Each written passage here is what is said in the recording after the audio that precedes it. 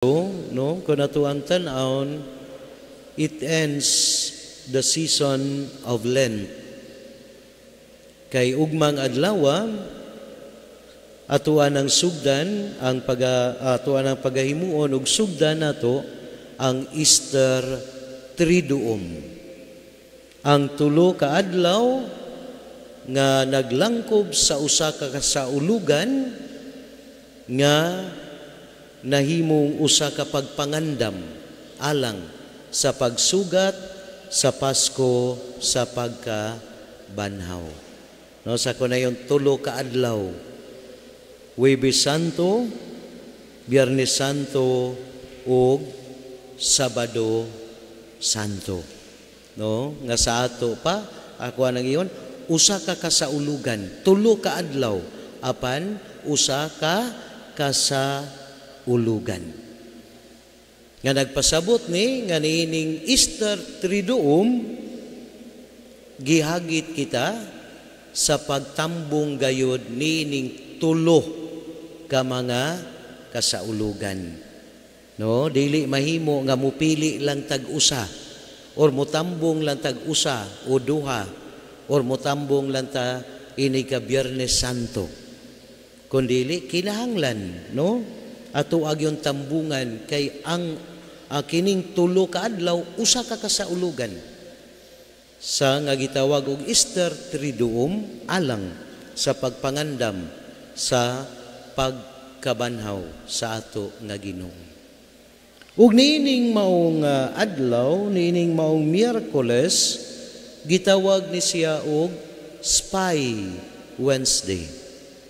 No, Spy Wednesday diin ato ang makita ang desisyon na gayod ni Judas. Walay gingon, gitibuok, giusa ni Judas ang iyang desisyon sa pagbudhi kang Jesus bisan kun si Judas gihatagan sa Ginoo og kahigayunan sa pagbag-o sa iya nga desisyon. Bisan karon, no, giingon sa tuang unang bahin sa tuang ebanghelyo nga si Judas miadto na, no, sa mga kadagkuan sa mga pari og nangutana, pila may inyong ihatag nako, no, kung itugyan ko kaninyo sa Jesus.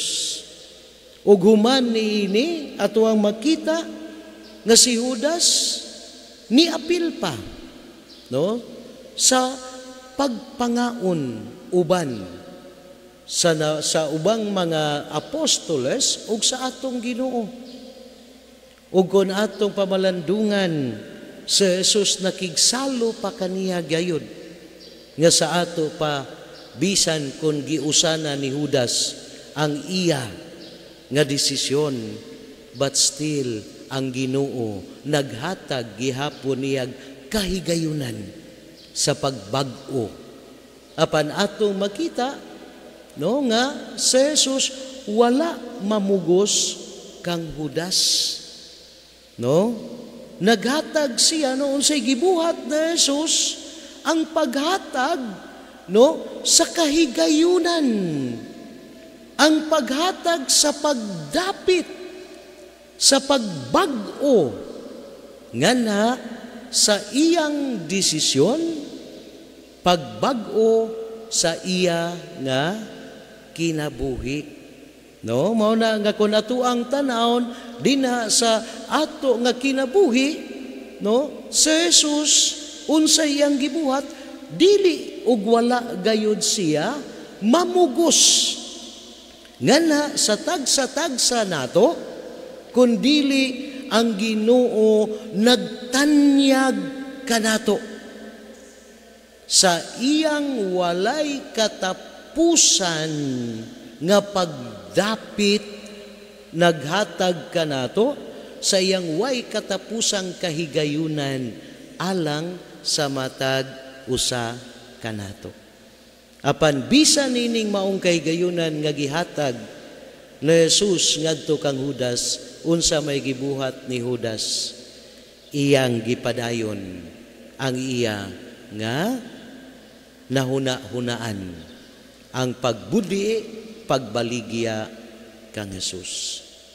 Ug kung atong tan-awon, pila man ang kantidad nga gihatag ngadto kang Judas aron sa pagbudhi kang Jesus. No, kung ato ang tan-awon, giingon dinhi mga kaigsunan nga gihatagan miihap sila og katluan kasalapi nga sinsilyo o gihatag kaniya. No, 30 silver coins. No, nga kun atong tan-awon, no, ang 30 silver coins aduna ni simbolo, aduna ni kahulugan. Unsa man sa panahon ni Jesus, ang 30 silver coins kini siya mao ni ang sweldo sa usa ka ordinaryo nga mamumuo sulod sa usa ka bulan. No? Sa ato pa,